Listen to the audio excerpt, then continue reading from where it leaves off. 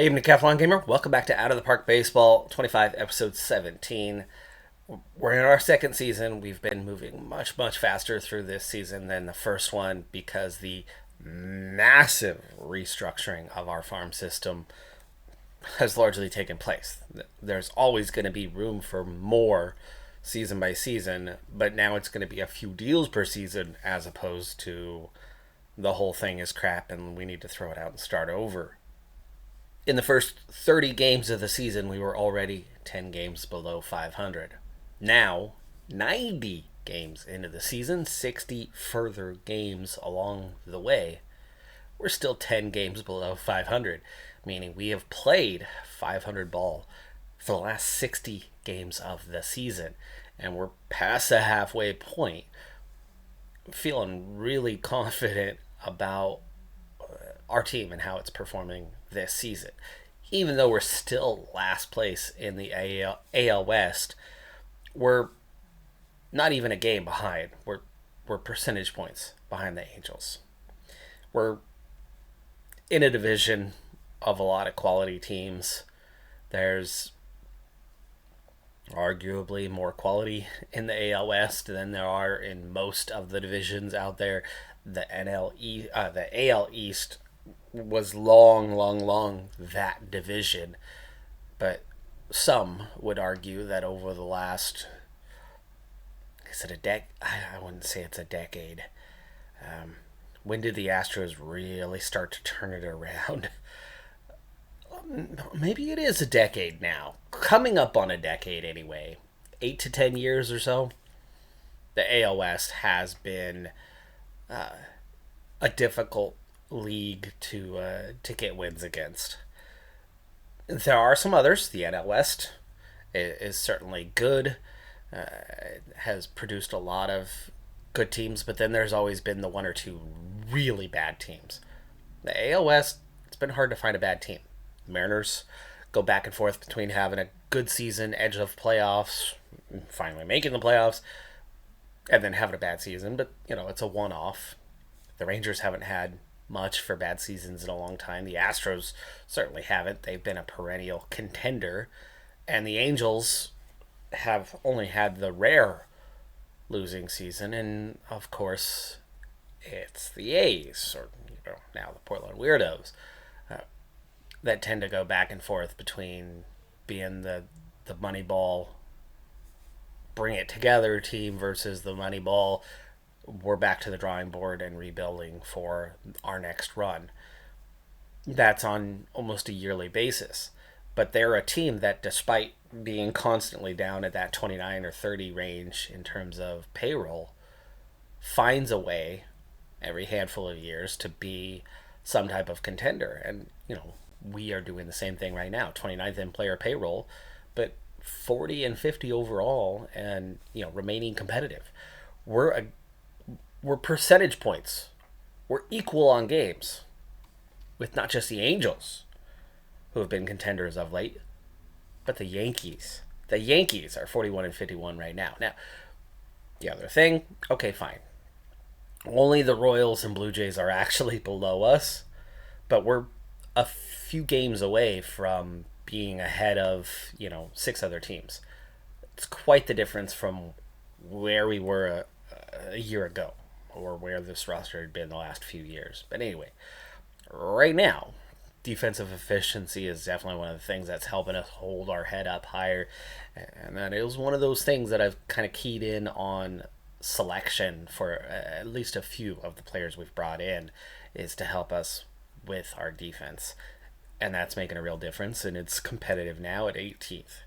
Strikeouts, 24th, not a big deal. Defense, 25th. It's a spot or two worse than last year. But again, they had such an awful start in that first 30 games to then go through the last 60 and try to pick that up. It's a bigger sample size, right, by 2 than the initial 30. But it's still hard to overcome that. It's still hard to overcome when a third of your appearances were horrendous and you were putting up 30th overall numbers. I think we've been probably pretty stable at about 20 for quite a while now, which means almost mid-table. Offense, though, amazingly, still dead last in home runs and average in runs, certainly better than last year, but not as as developed beyond where we were a year ago as I thought we would be. I definitely thought we'd be closing in a little bit more towards the 2022 range, not still be down at 27. But it's amazing how getting off the cellar, getting out of that gutter and just into the basement, has turned us into a much more competitive ball club.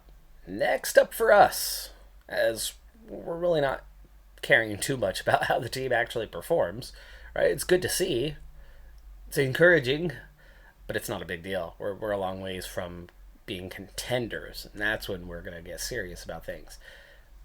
First year player draft, just a few days away. That's the big thing coming. Let's see what happens. All-Star game also just after that. With the draft coming up, it's becoming obvious to me that I'm about to add another 20 or so players to our roster, which is already right in the sweet spot or even above where we would want it to be. We picked up enough free agents that we've got a few too many players around. So some more Phase B kind of stuff is necessary to help thin things out. And with everybody about to draft 20 players, I'm assuming that as soon as that draft happens, there's just going to be too many new players on the market. Too many teams are going to suddenly have 20 more spots filled. They're not going to want to deal. So I'm trying to get deals done in these last couple of days, and it looks like we found one. They need Yanil Laboy. What we're going to get is Alfredo Escalante, 3.5 star, 17-year-old pitching prospect. Obviously, at 17, 3.5 stars, he might not make his level. But at 3.5 stars, at least for now, he's got some decent value for us to maybe flip with some other pieces later on for a big time prospect. And all we're giving up is the 1.5 star kind of guys mostly, and just a couple of 2-star guys. And then the extra piece they wanted is another 1.5 star. So easy choice for me. Both funny and sad that the big professional Portland team, the Blazers, are sitting in this exact same scenario that we are sitting in. You have a draft lottery, and you lose that so bad that you go from number 3 to number 7. And that's exactly what happened with the Blazers, who had the third worst record, lost a coin flip, dropped them to number 4 in the odds. Charlotte also had the third worst record, and then lost the draft lottery so bad that a team like the Mets, who was 14th, bumps all the way up to number 1. How the Cleveland Guardians, who were 13th, somehow get both the second and the third pick in the draft. And then the Pirates. This is almost a near carbon copy of what just happened with the NBA draft lottery results just yesterday in my world, a couple days ago for you. So unfortunate.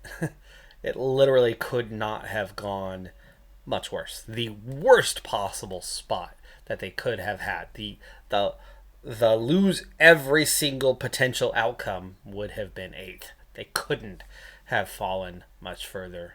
And the odds, I don't know exactly what they would be to fall that far, to fall as far as they did, but it had to be 95 to 1 to be that bad. To drop that far, just awful, and that's what it's like to be a fan of a small market team. And here we go. So we have 9.3 million. That's it. That is our budget for this entire draft. Meaning these first couple of guys, we can't sign them. We cannot sign them, even though they are the best options. And we are on all players, so it's already on everybody. We cannot sign them because we do not have the money for it. So we're already limited. I'm assuming slot for this position is going to be somewhere around 7 million is what it just said in the pre-draft. So we'd be doing damn near everything, we need to be looking at somebody who's asking for less or already down into the 2.5 star range. Anyway, it sucks. So here's what I'm thinking. 209 players in the organization, 26 at senior level. Never mind what's at that level, right?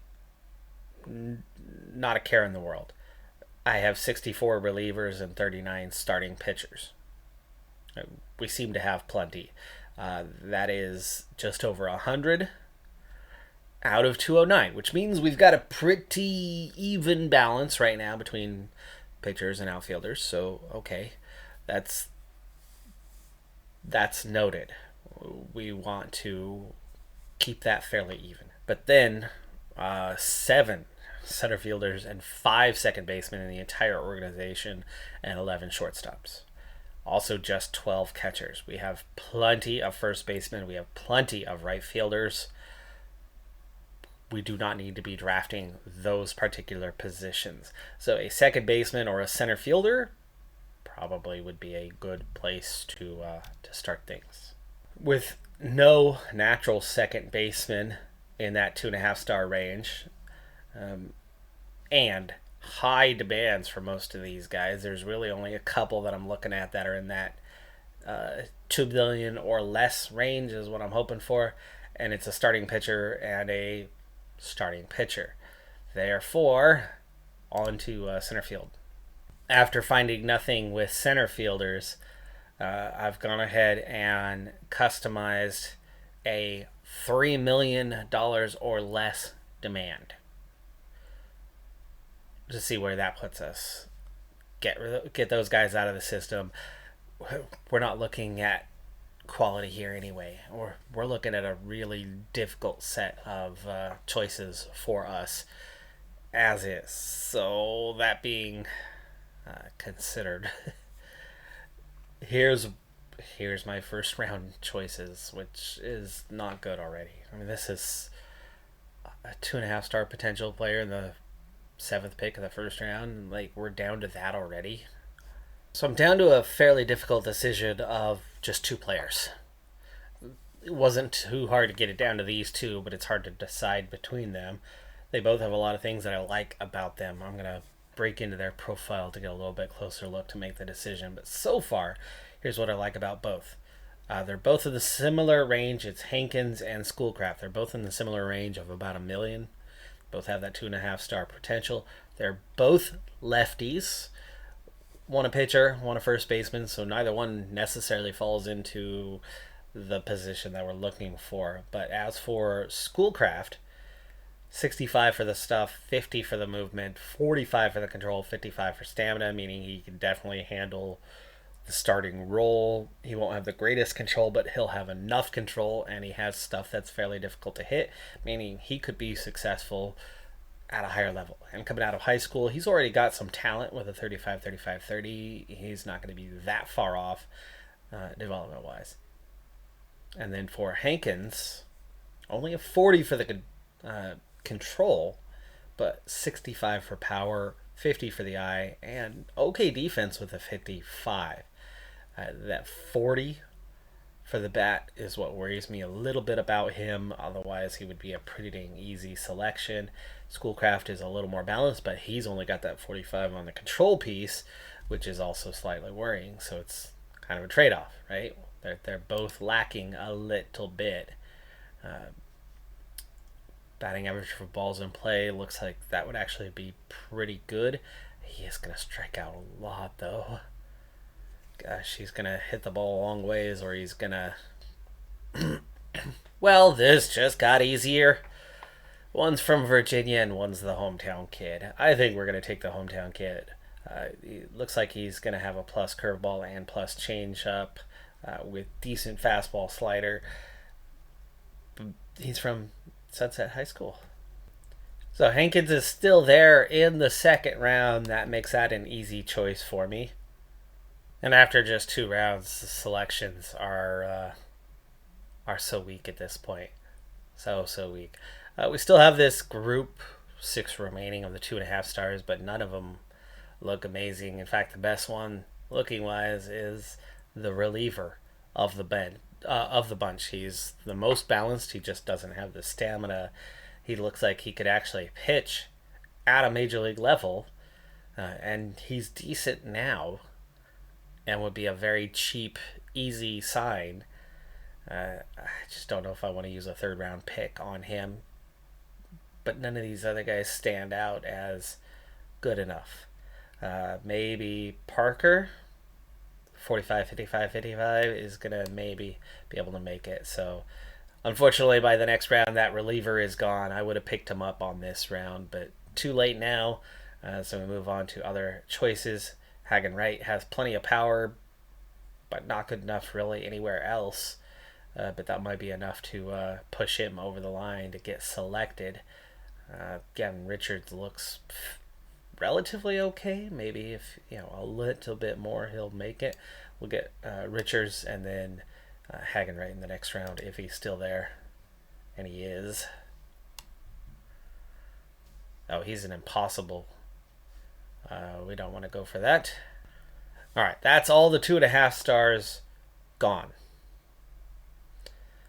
And apparently there's not much left for 2 stars either at this point, which is just weird.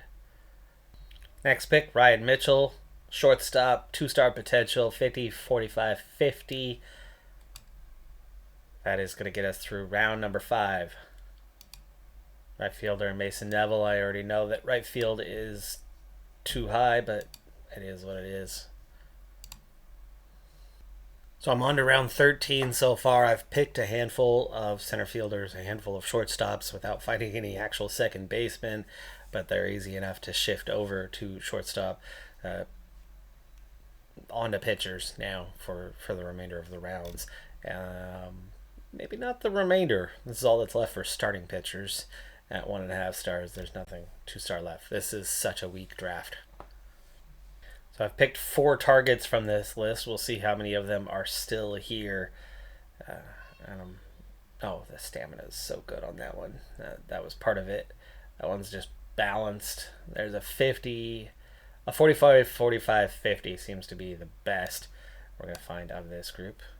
Last 2 rounds, last 2 picks are both going to be relievers. We do have a handful to pick from here that are already pretty dang decent coming out of college. And that is the draft concluded with a terrible draft. That was awful in terms of what was out there for us, what was available to us, how it would help or not help the organization. And I'm going to go with not much help. Not much for our farm system there. In the 7th round, I did take a player who had demands where the slot is 0. I'm going to go ahead and offer that. Even though he's not great and only 2 stars, it's only $650K. So we're going to offer. He's on the extremely hard side. Maybe we're not going to go straight to his offer.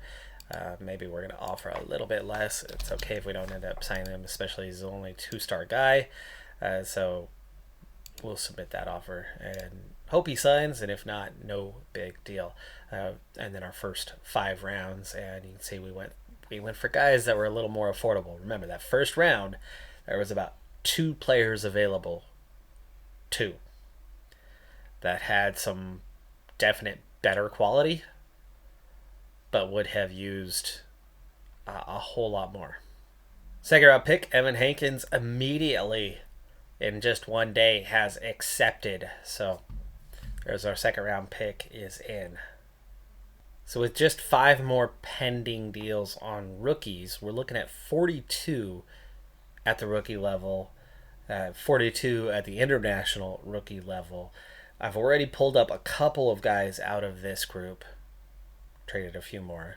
But remember, we did just make at least one Phase B style deal. And you can see all of a sudden I'm down to 22 at A+. I'm down to 23 at A. I've got a little bit of room here to bring some players along to help these out. So I've got a couple guys that are supposedly ready to come up.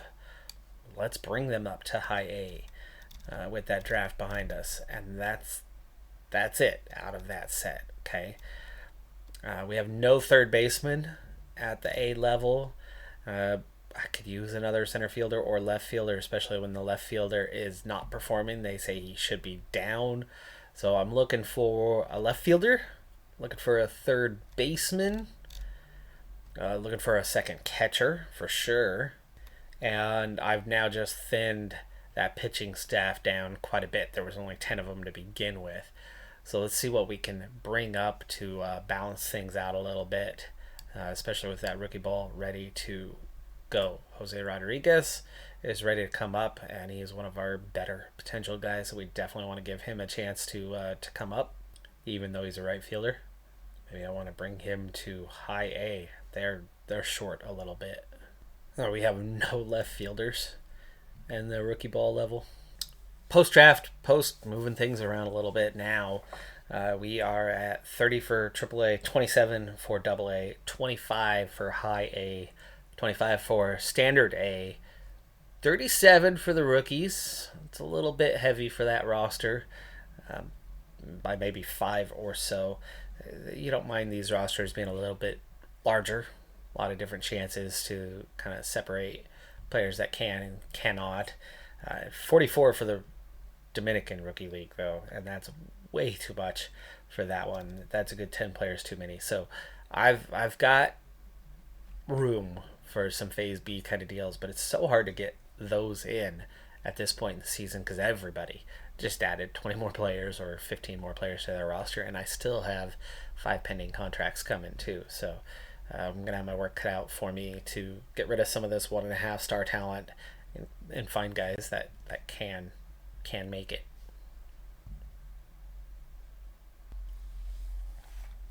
So I have found a Phase B deal. It has not been easy.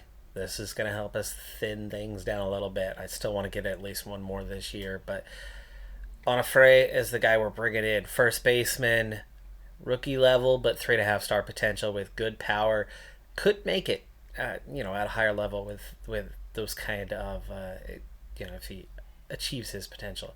What we're giving up is a 2.5 star prospect, current 1.5, in Jacob Wilson, and he is at A level. He's only just been promoted there. So Jacob Wilson is going to put this deal over the line. Likewise, I have 2 reactions. Richards, convinced by our offer, and Parker, not satisfied with the offer and has no intentions. So we have lost Jacob Parker, right fielder, 2.5 star. Okay, we will receive an adequate compensation pick in the upcoming draft.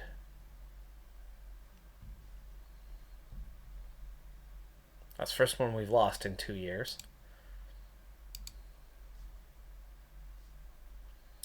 That was our 3rd round pick, 74th overall, Jacob Parker. Ryan Mitchell, 5th, is also coming up as impossible. So at this point, it looks like we're going to lose out on 2 of them.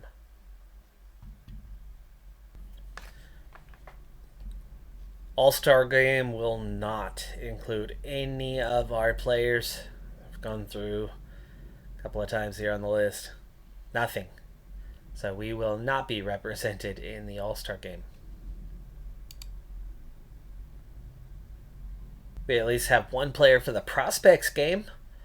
Rookie level, Emil Morales, hitting 247. 3rd baseman representative. Looks a decent prospect.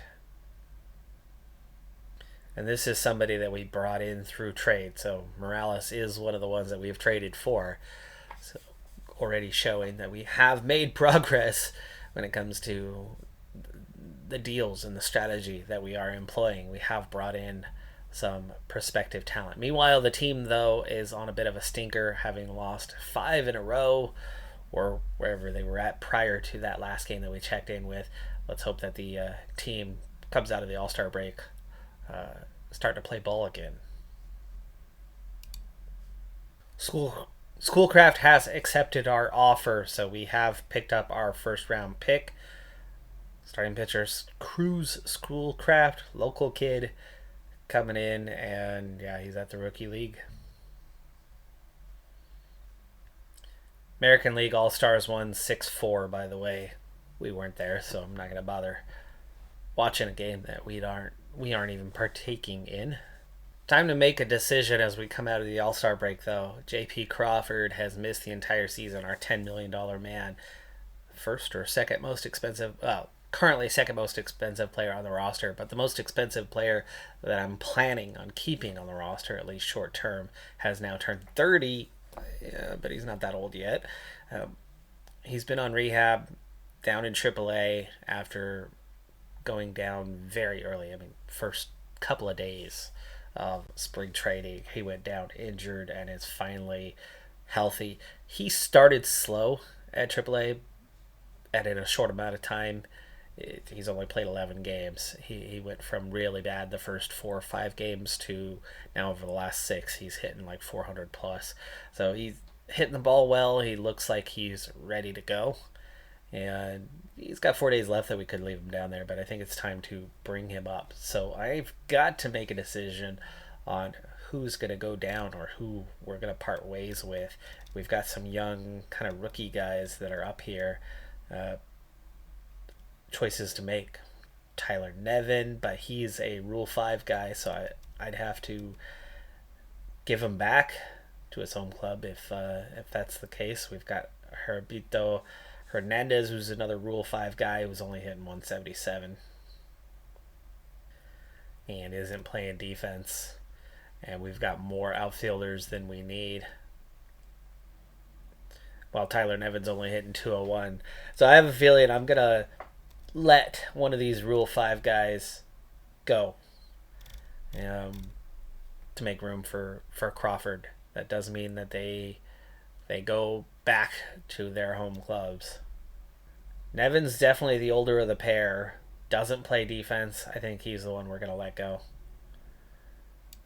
Ooh, Mitchell and Franco have both responded. So for Mitchell,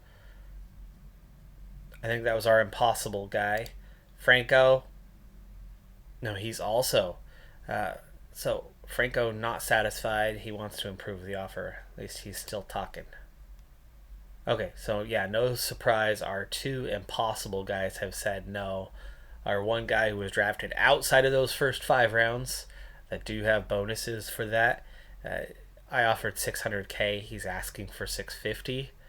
Let's go ahead and offer him. I don't know. What do I want to offer?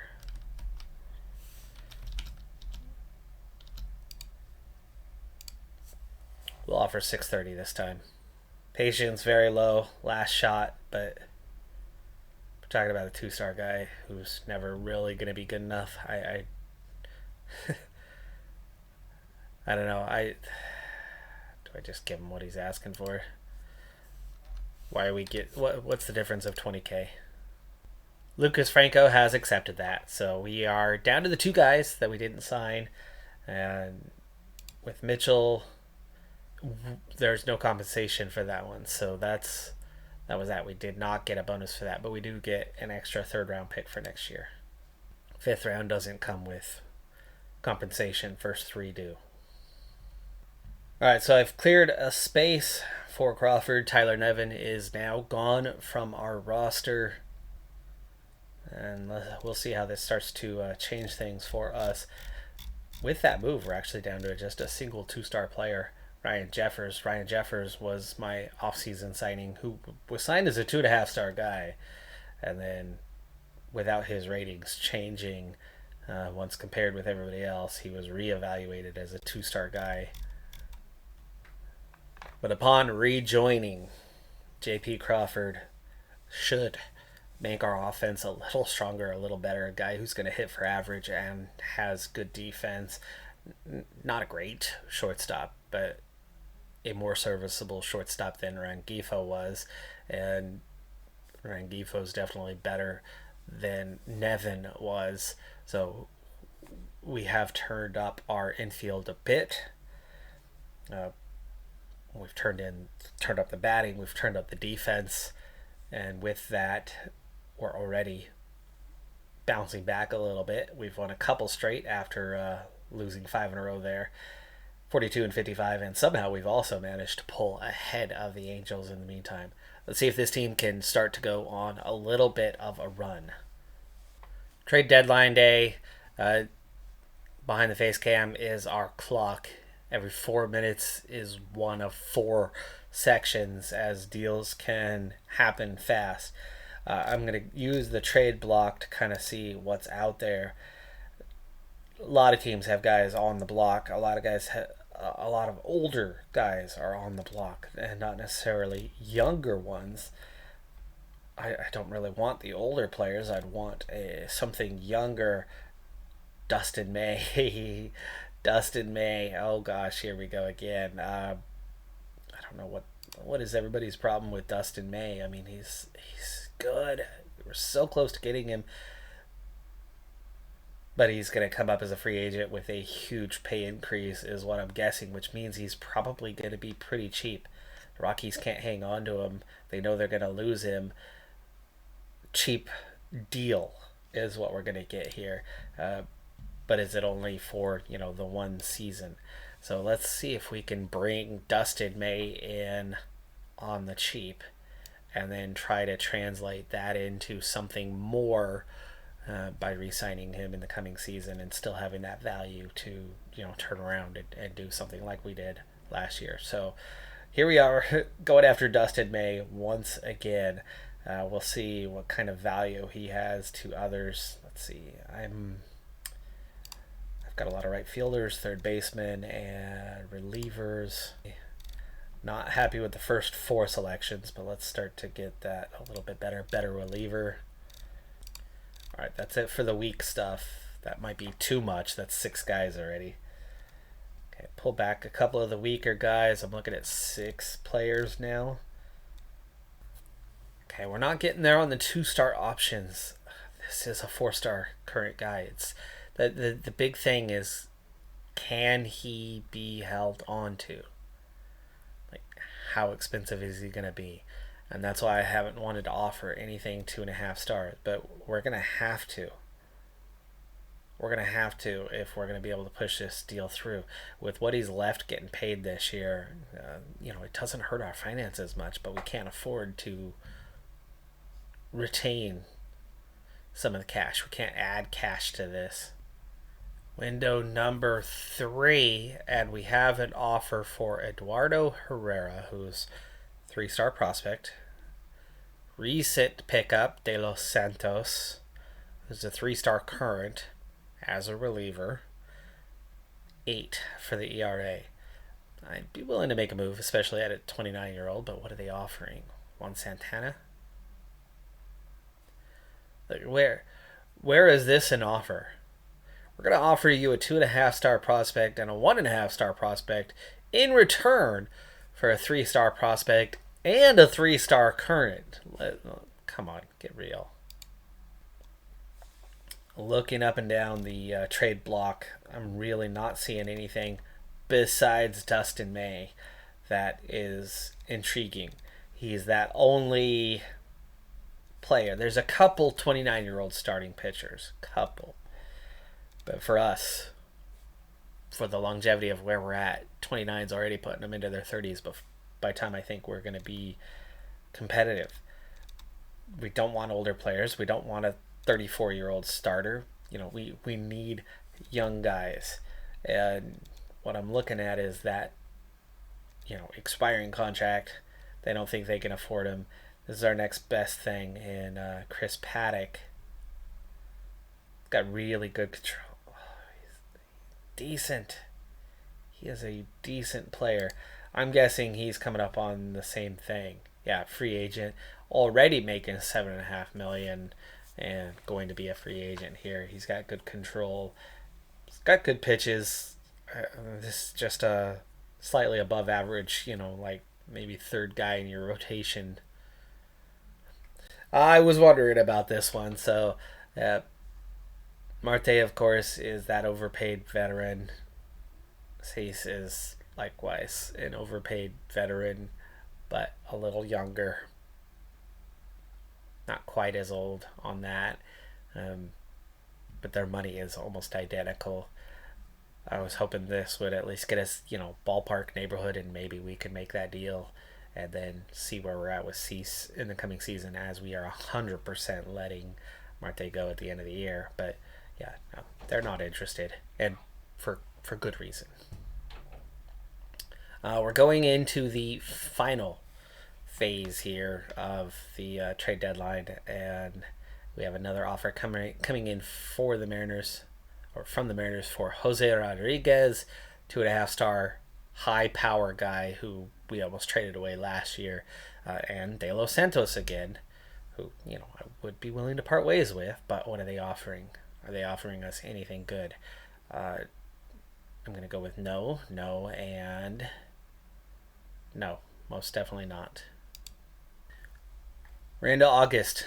Team ended the month on a really poor run of form, by the way, and they're down to 19 games below 500. That was a terrible, terrible month for the team. Jeffers has improved and is now a 2.5-star guy. He picked up his gap rating. Herbito Hernandez, one of our Rule 5 guys. Gap rating has improved, but contact has gone down. Cerna has improved down at the rookie league. Schoolcraft, immediately. Potential has improved, so he might be a 3-star kind of guy. Onofre, who we also just picked up, current eye and defensive ratings improved. In fact, defense from a 25 to a 45. Huge improvement there in a short amount of time. Mason Neville, rookie league guy, 21 years old, current eye, current gap, and potential gap all improving. Not a bad report right there. That's a decent report coming back. Second injury of the year for Denzel Clark. This time it's going to leave him out for 5 to 6 weeks. That definitely hurts. I mean, 247 is not great. He's not having an excellent rookie season, but he's having a good one. He's definitely on the plus side, and it's going to hurt to have him out, especially with the team struggling right now. Armenteros back up in his place. That does kind of leave a hole at center field. One of them will end up having to fill it. Getting late in the season, and I've got expiring contracts with coaches. I've got expiring contracts with players. We need to turn our focus to that. I've been wanting to see kind of if the team can rebound, which so far they've not. They continue to slide down 23 games below 500. Still looking better as a team than we were a year ago, but this second bad run of form on the year, similar to how we started the year, is bringing us right on down to a not good territory. The upcoming free agents list has 30 players on it currently. I've already offered a number of players an extended contract and shortened the list down, but I've only done that once so far this season. There's obvious that there's demand, and then there's not demand. So those in the not demand category are going to get the offers first. And actually, we're going to just kind of do this: unselect any of those, and then go from there. So these guys, we can offer all of them to keep around. I mean, they still have value. We got some 1.5-star guys, not great. Looking at that group, let's see here. Is there anybody? Yeah, see, I want to keep catchers around. We have a shortage. First baseman, we have a little bit too much on, but I'd rather still use them in a Phase B deal than just let them go away. So 25 players with offers for minor league extensions.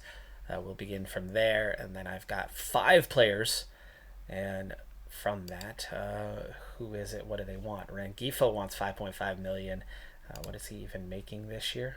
$5 million. So it's only an increase of $500,000, and he's not having a terrible season.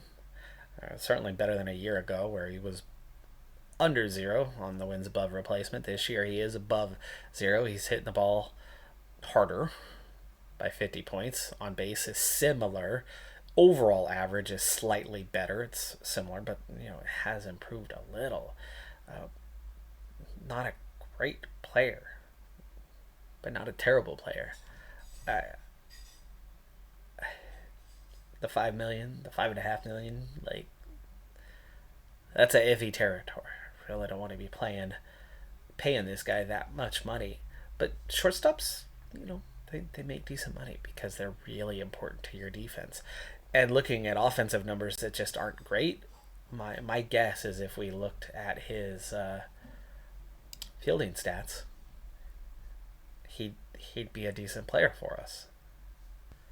He's been a little all over the place, a little bit all over the place here this season. Uh, six different positions he has played at. Never mind the center field part because it looks like he didn't even have an at bat there. But he's played 29 innings in right. He's played 44 in left. And he's been good. His arm's been a plus when he's played in the outfield. 308 innings at short, 421 at second, 57 at third. Been all over the place. It looks like he's been really weak at third. His zone rating is not good for short.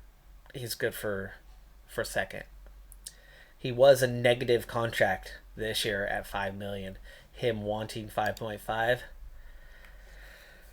Do I just sign him to 1 year and keep him around and keep him in and let him help? I mean, there's the actual ratings to that. He's definitely a bit weak as a shortstop, but he plays so many different positions that he's been okay.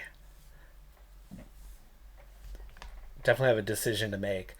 I don't think I'd mind letting go. I mean, that's almost 10% of our salary. Urias, on the other hand, he's actually the same age, but he's come in definitely making less as a rookie this year, and not a rookie. I signed him as a free agent on a minor league deal with a major league offer of 1.7, and what he's asking is definitely less. He might be an easier one to kind of hang on to. I mean, he's actually got a plus. He was great at AAA, and he's done well enough here at the major league level. I think he's a better offer for us keeping around than Rengifo. Definitely cheaper. Yeah, minor league free agent signing. There you go. His demand is a little high at 3.9. Marte only asking for $2 million to stay around, but no. We're gonna be letting Marte go. How is he even done? Yeah, hitting 230. No, thank you. 5 homers, 35 RBI. Terrible defense. DH only. He's supposed to hit for average, but he's hitting 230. Zach Jackson looks like somebody to let go. He last played for Oakland in 23. Did okay in 19 games then, but spent all of last year at AAA. Has spent all of this year at AAA. Hasn't played much this year. Hasn't done much. So no, he's somebody we're going to let go. Marte, Jackson are definitely getting let go. I think I'm going to end up letting go Rengifo and hanging on to Urias. And then Newcomb. Newcomb's been okay. Ish. He's 32. I think I'm going to let him go as well. So let the old guys go, hanging on to just one of the young guys, and that's going to free up some money for us coming into the next season and the opportunity to spend on others. So Urias is the one that I want to negotiate with.